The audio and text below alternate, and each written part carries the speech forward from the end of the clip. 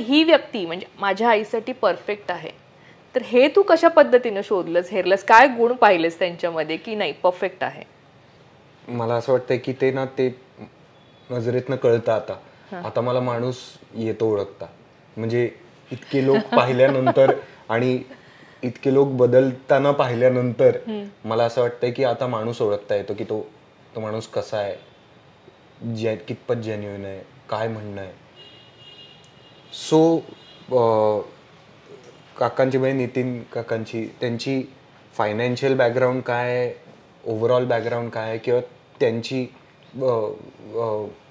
त्यांचा काय प्रॉब्लेम होता आधी, हे तर सगळं त्याच्यावरती बोलणं झालंच. पण 1-2 भेटीतच मला रिअलाइज झालं की ही व्यक्ती खूप जेन्युइन आहे. ते आईसाठी किती काय काय करतील यापेक्षा त्यांना आईसाठी किती काय काय करावंसं वाटतंय हे मला जास्त महत्वाचं वाटलं.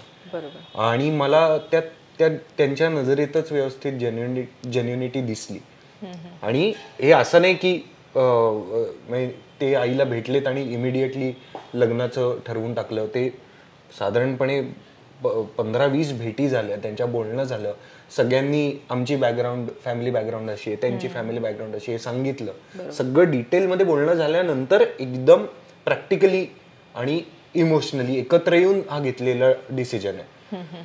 सो मला असं वाटतं ह्या बाबतीत आईनी जास्त पुढाकार घेतलाय टू डिसाईड अँड टू भेटणं आणि हे करणं.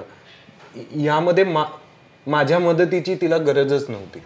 सो मला वाटतं की हे आईचं श्रेय आहे, हे तिनं केलं.